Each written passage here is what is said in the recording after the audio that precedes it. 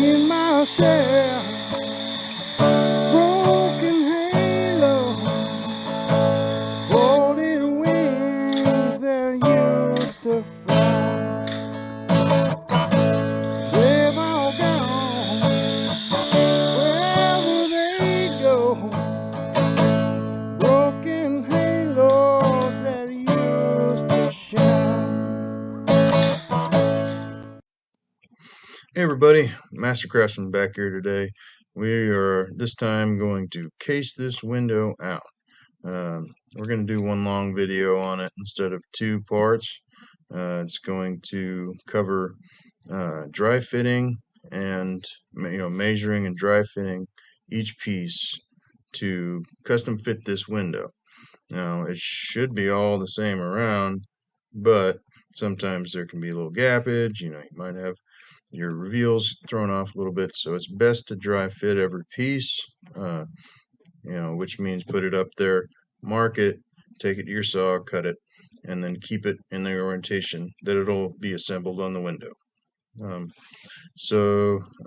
Another thing to notice is the top and bottom.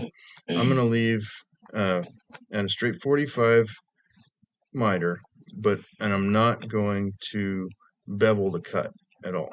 I'm not going to bevel the cut on those, but the side casing, I will bevel the cut on both ends, and that will be so if your drywall isn't perfect, then your miter still can be.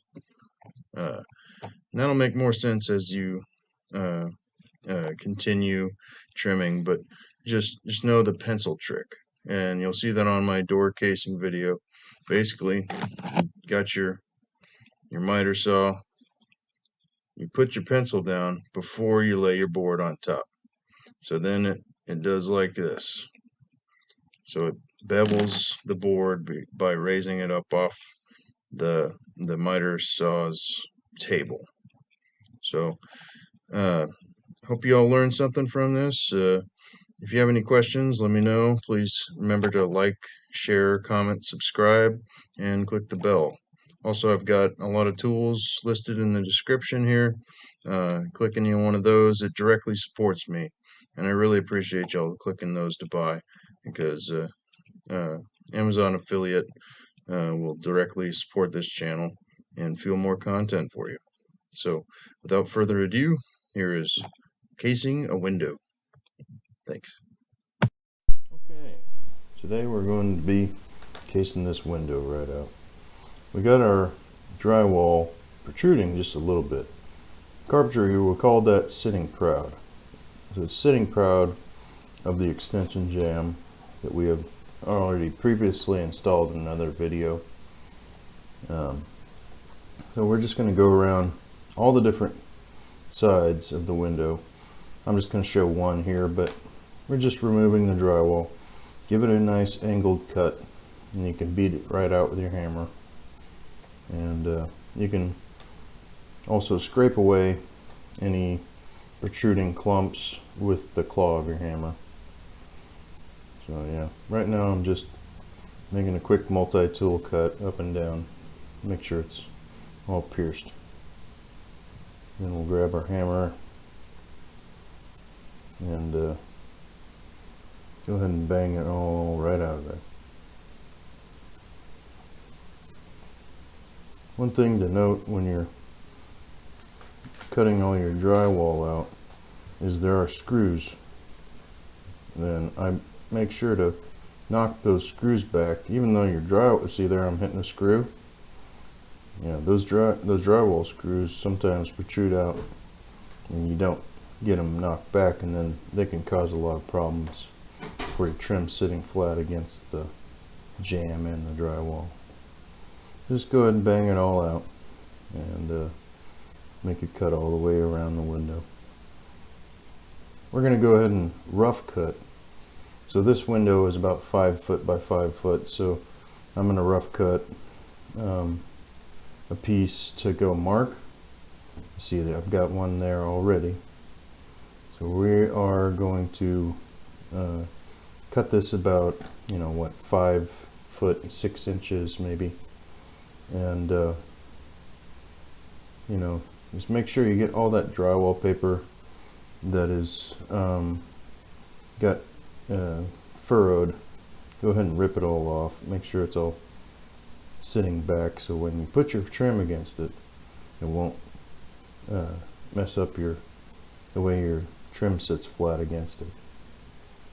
Here I've got one piece already rough cut to the size, so I'm just gonna make a couple of marks there, trim it about the same.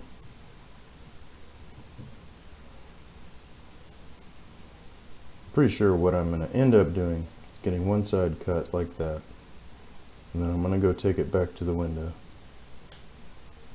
and I'm going to dry fit it.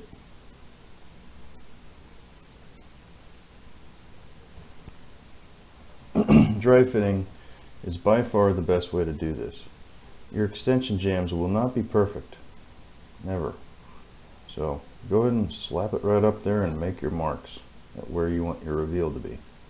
Right there, I'm just getting that side that's already been cut at a 45-degree angle. I'm just getting it lined up right where I want it. Then I go make my mark right where I want it. Take it on back to the saw, and we'll make the cut on the opposite side.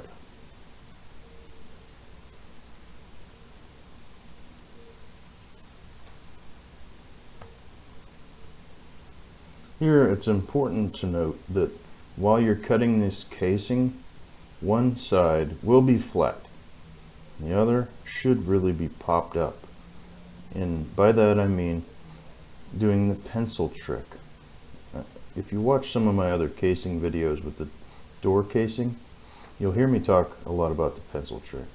Basically what it is setting a pencil down on your saw and flexing the trim up so that when you cut the trim, it will have a bevel. And if you don't know what a bevel is, you can Google it. It's basically, it's not a miter, it's like the opposite of a miter. And so it's going to cut the mitered cut at an angle, if that makes any sense. But you can look it up. Saws, like a miter saw, will actually have a way to adjust the saw to cut at a bevel.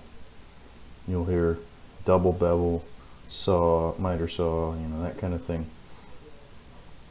Yeah, and that's how you would accomplish a bevel without adjusting your saw. Just set something down under the area where you're cutting. There I've rough cut the sides. These sides we should really be beveling. So when you cut them, do the pencil trick. I like to keep the tops and bottoms straight, flat against the saw table, so that way they don't have a bevel. There's only one side that needs a bevel when you have a miter.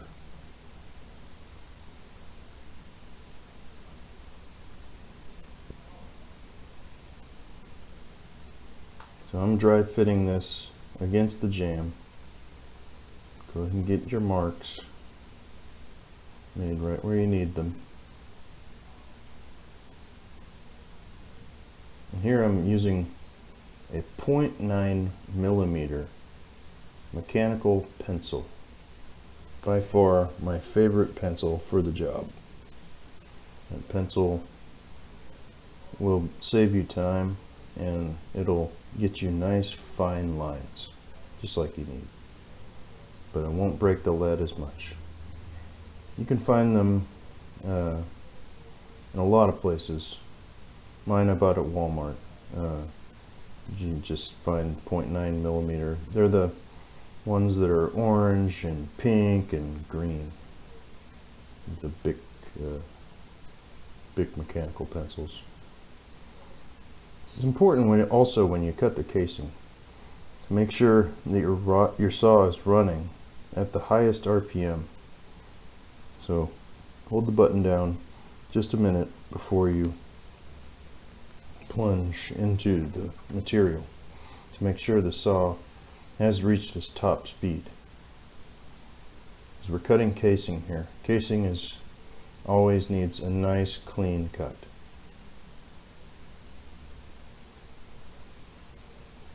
Here I'm setting them on the correlating sides to keep them from getting mixed up, because they are probably different lengths. Because see, we dry fit everything. And dry fitting will get you pieces at different lengths sometimes, but it'll keep your reveal perfect. And then you just kind of work with the miters if they are a little bit off. You just work with them. There's lots of ways to accomplish that. Some ways to accomplish perfecting a miter might involve popping things out with a putty knife, bending things along a jamb by nailing while you flex the board. Some other ways might include putty or spackle, or my favorite method, a little extra glue and some sandpaper. Here we've got an 18 gauge brad nailer with 1 1/4 inch brads. These brads will only be shot into the jamb. So the extension jamb that we just set will receive these nails. We're going to put one, well, it looks like I didn't have any nails in the gun.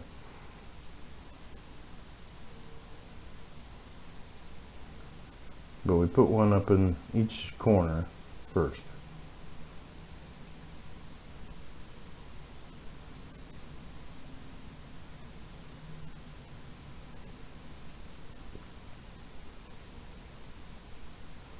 Ah, I see. I did not have the compressor plugged in. Sorry about that, folks. So now we have air compressor. That's much needed for this job. Here I'm just going around and checking all my stuff out, seeing if it looks good. Trimmer should always be looking on his work as he walks by. You never know when there might be a nail you missed, something. So if you don't check your work, then you will have callbacks. A lot of times you might forget to put on a piece of baseboard or something like that too. So you should always count every piece as you go, or not as you go, but when you're completed, just go around, count every piece you did. A lot of people will have to do that anyway, because they charge by the piece. So I'm going to put a nail in each corner. Sorry for the delay.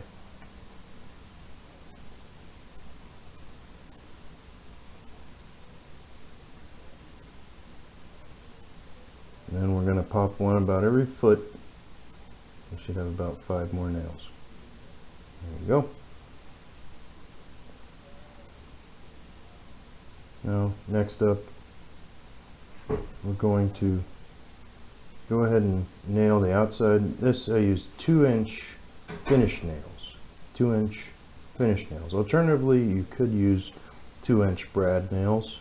I prefer finish nails for casing and baseboard because I feel that the finish nailer that I own is my favorite nail gun, and also just having finished nails in it will make my work stronger over time. If the caulking ever has to be removed due to some water damage or anything like that, then as they're removing the caulking, hopefully my trim won't move, so it won't create gaps and all that kind of thing. Strong work is good. Always try to make your work stronger than weaker, but also mind your nail holes. Having too many nail holes is also a bad thing for your painter. So here we've marked which side we go to the floor, towards the floor rather. So this is the bottom piece. We'll get it dry fit in there See how it looks. We like it. So we're going to slap some glue on it.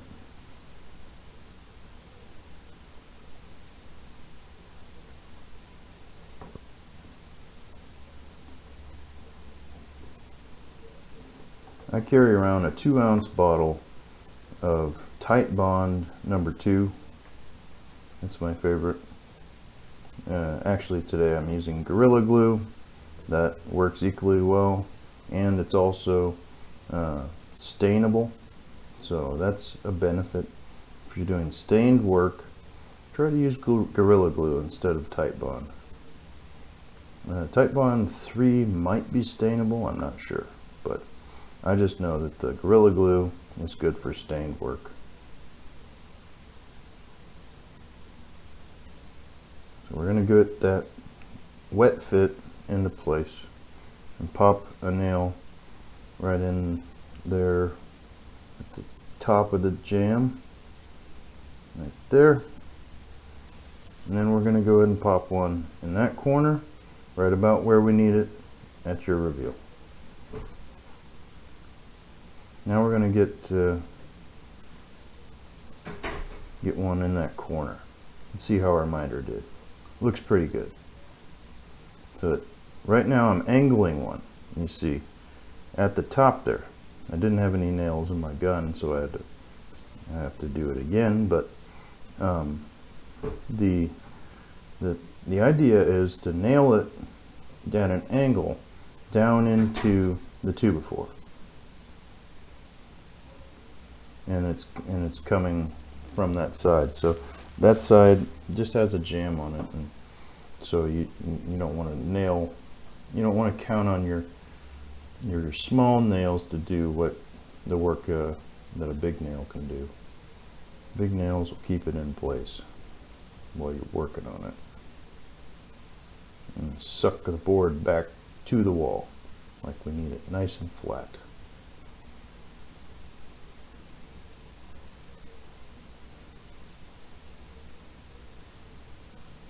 So now we're ready to do this side.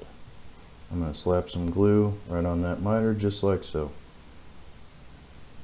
Press it against there and work it around to spread the glue onto the joint.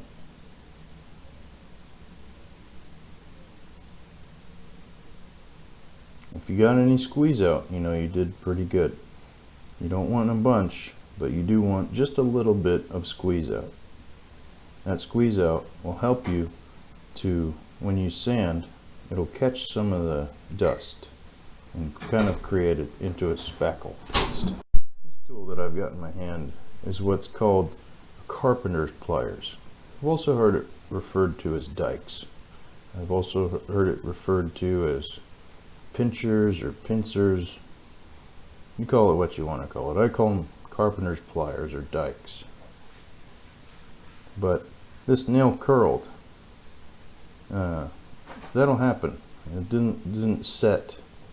So what I'm going to use now is a nail set, because that particular nail did not want to come out. So if you just set it down in there, then it's just fine.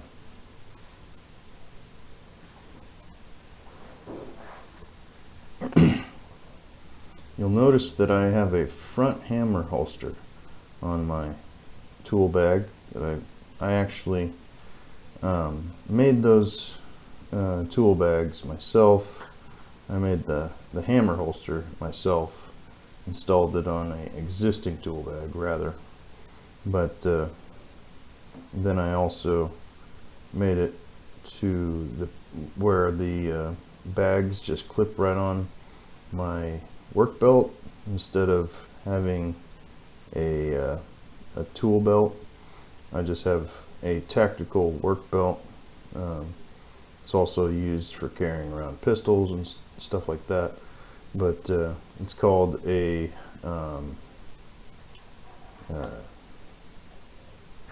Talon clip or something. Anyway, Cobra clip.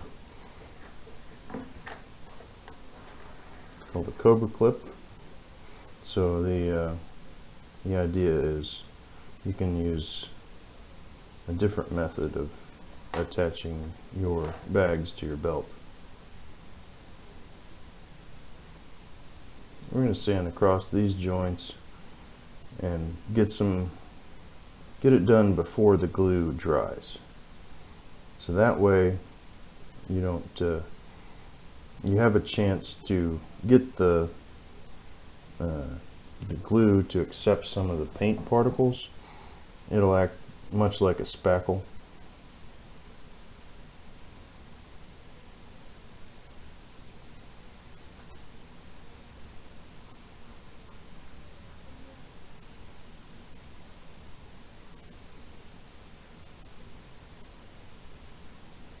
So we're gonna get this sanded right down.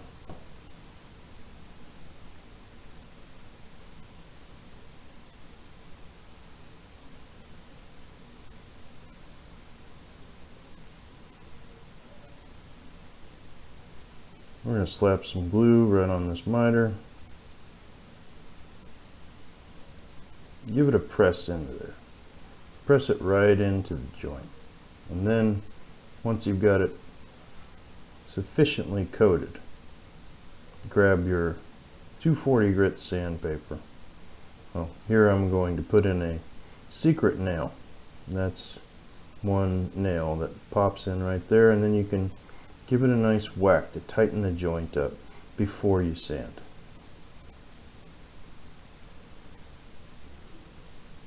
Here I'm using 240 grit sandpaper. The idea is you want to flake off a bit of paint particles into the glue to kind of create like a putty or a spackle.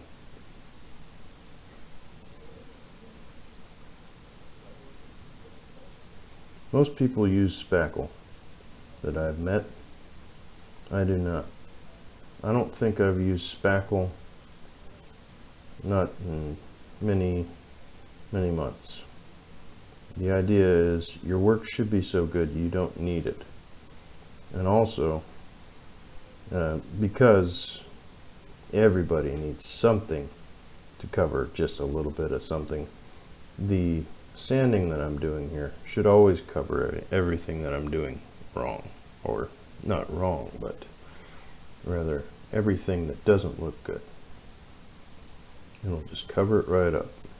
Just blend it right in with a little bit of sandpaper.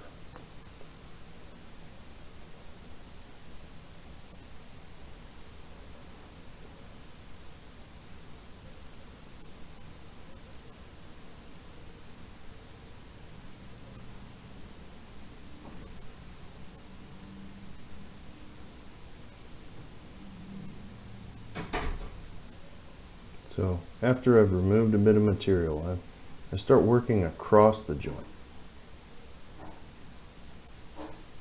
And then if I don't like the way it's looking, I'll just go ahead and remove a bit more material and then work across the joint. Working across the joint smooths everything out.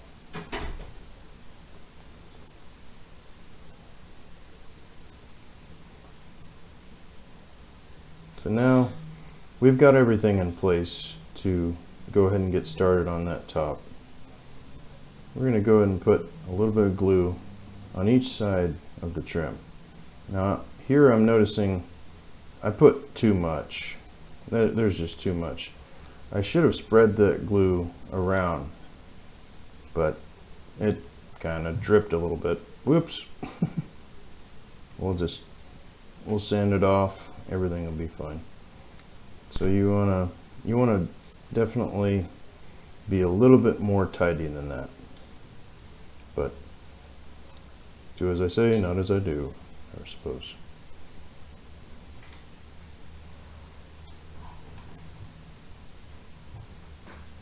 So here I'm knocking back that jamb until it sits flat.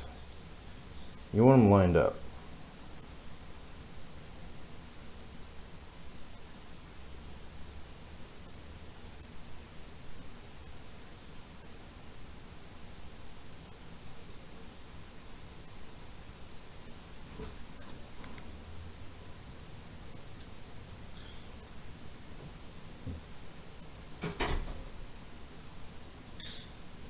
Go ahead and pop one in that corner.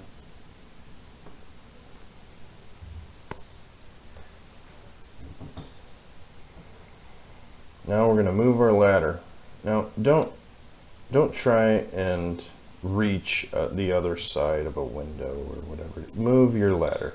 Whenever you are in a place where you think, well, I have to stretch to reach that, move your ladder. Make it easier on your body, not time-wise, because all in all, you're going to do better work if you're seated directly in front of what you're doing. Just work smarter, not harder, but also sometimes the smart move is to work harder.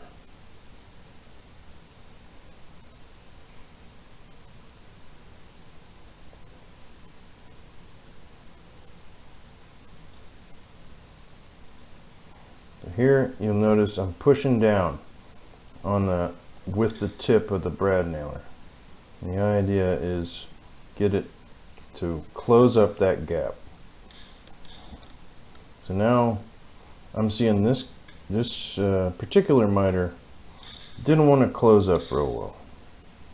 So I'm popping 3 nails in there, and I'll show you why. That's because I'm going to hit it that way and down again. And the idea is you have a nice strong joint. So once it's in place, it won't move because it's going to want to. It's going to want to. If it wanted to be seated at a place where everything was kind of off kilter. Now notice how I work with this joint. I'm working with it with a putty knife behind that side. And now I'm going to double nail that side because it's a problem joint. You know, you usually have one of those on a window, at least one problem joint. So be ready to work with your joints a little bit when you're casing a window. That's why this video is so long, is because of all the work you have to do with the joints.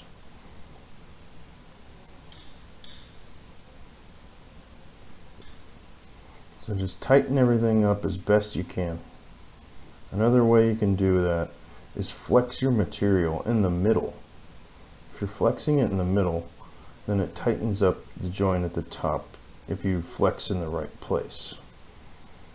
Me, personally, this time, I'm just going to leave a hairline gap on that miter, and I'm going to sand really, really well and put plenty of glue on it. What that'll do is basically take up for the joint's deficiency by adding material. Sanding that paint directly into that wet glue will give you some extra material.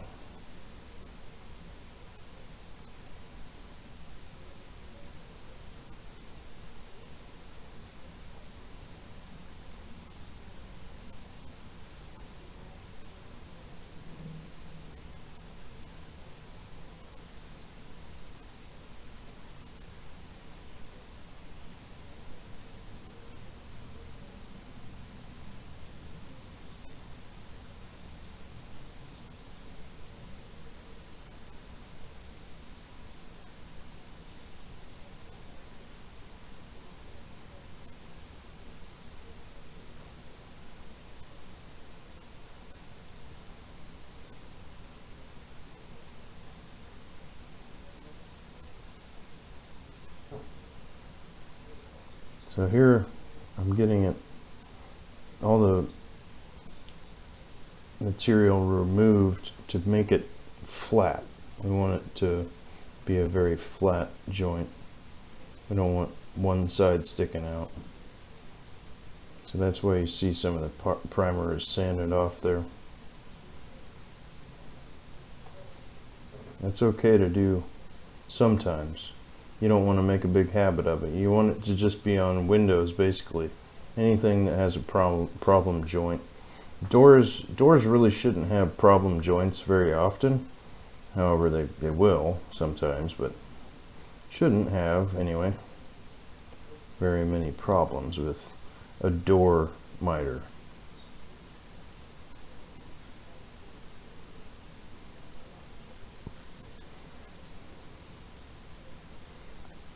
So we got one secret nail in up top there.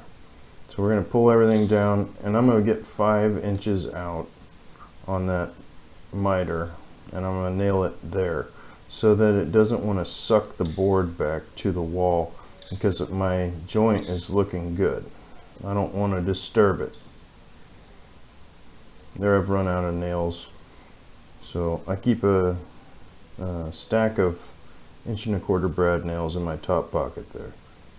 Pull one out. Slide a rail in there. Now move my ladder over so it's easier to nail this. Much better to move your ladder than to struggle. Just put the nails where you need them. And we're going to get, that one is already done, so I didn't nail it. That one's done, so I don't nail it. I just pop a couple in there.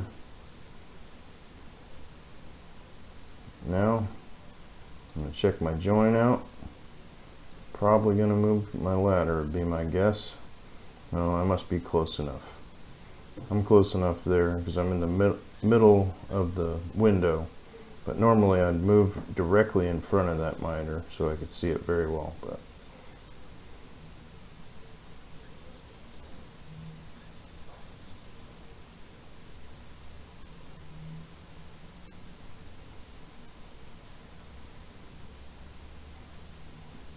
there, I'm just showing you. You can pull down on the trim right there to tighten up, and you can trap it with a nail. So if the bottom of your miter is gapped, you pull it down right there. If the top of your miter is gapped, you could push up right there and just trap it with a nail while you're pushing on it. It flexes the trim.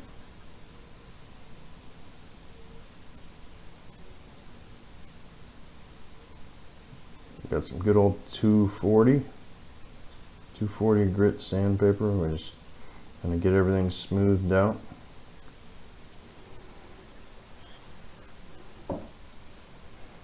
And real fine woodworking, like stained woodwork, you're probably going to want to go back over it after you do the 240 with a 320 grit sandpaper. 320 would be about as high as you ever need for this job. But it's going to be a nice smooth finish with no scratches.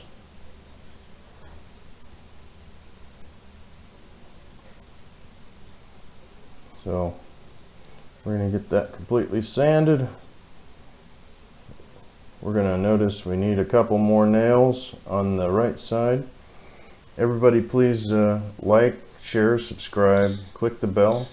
Also, there's tools listed in the description for purchase. Thank you very much for watching. Have a great day.